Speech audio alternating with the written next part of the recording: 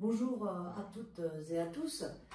Donc la semaine dernière, je suis allée de la rue à l'hémicycle, d'abord pour entendre, puis ensuite pour porter la parole de la communauté éducative et des étudiants. Alors sans surprise, Monsieur Blanquer, qui s'est fait une réputation dans l'art du déni, du mensonge, du contournement, a opposé une réponse de politicien, hein, tout simplement. Mais pour être tout à fait honnête aussi, pour ma part, si je porte avec conviction et intérêt sincère le message des personnes qui se mobilisent, ces séances de questions au gouvernement sont aussi l'occasion de donner à voir la vacuité des réponses des ministres et plus globalement la parodie de démocratie qui se joue à l'Assemblée. Alors depuis longtemps, je savais notre démocratie très formelle. La différence maintenant, c'est que je le vis en direct. Qui plus est, je le vis devant une assemblée vraiment de majorette, face à un gouvernement sourd à toute proposition, hostile à toute contradiction et qui ne cache plus du tout son mépris pour la représentation nationale.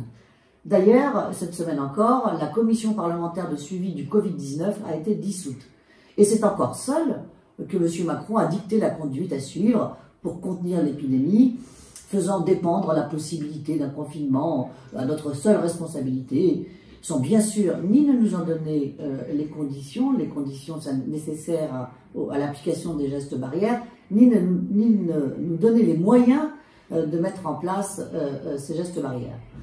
Vendredi dernier, j'entendais d'ailleurs une chaîne d'information en continu qui parlait du supplice chinois pour illustrer l'état dans lequel seraient les Français dans l'attente de la parole olympienne. Mais quelle infantilisation! Et nous devrions dire merci donc à ce président qui nous donne un sursis quant au confinement. Samedi dernier, nombreux étaient ceux aussi qui se sont mobilisés contre un État liberticide qui met en place une surveillance généralisée. Comme si le Covid ne suffisait pas à lui seul à déstabiliser nos vies, cette gestion verticale et autoritaire du pouvoir participe vraiment au délitement de notre société. Pourtant, être ensemble, comme je l'ai pu l'être dans la rue, redonne vraiment espoir, fait sortir de la torpeur et d'une forme de fatalisme. Face à ce dépérissement démocratique, il est urgent d'imaginer en commun un autre avenir. Urgent de penser comment sortir de ce système institutionnel, politique et verrouillé. Des pistes pour une nouvelle organisation démocratique permettant aux citoyens de participer activement à la construction politique du pays sont déjà esquissées. Des pistes aussi pour une autre organisation de la justice et de la police.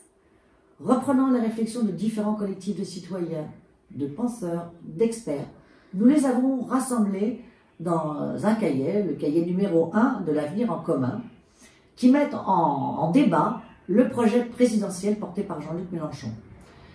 J'ai donné mon exemplaire de ce cahier à un ami, mais on le remettra au montage. Mais c'est un bon support, en tout cas, pour continuer de débattre, de co-construire démocratiquement, finalement, un projet pour une société démocratique.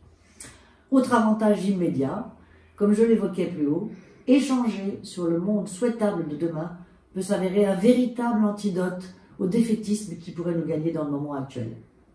Voilà, je vous invite à vous procurer ce livret, soit sur le site Nous sommes pour, soit en kiosque. Voilà, je vous remercie, à bientôt.